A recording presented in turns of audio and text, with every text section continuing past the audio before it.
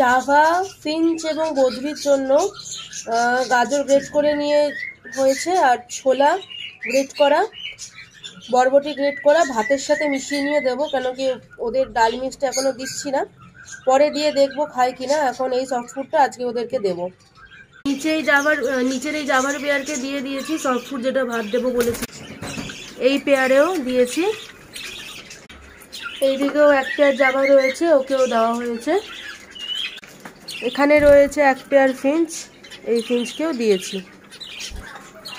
এটা কলোনির বদ্রির জন্য দেওয়া হচ্ছে।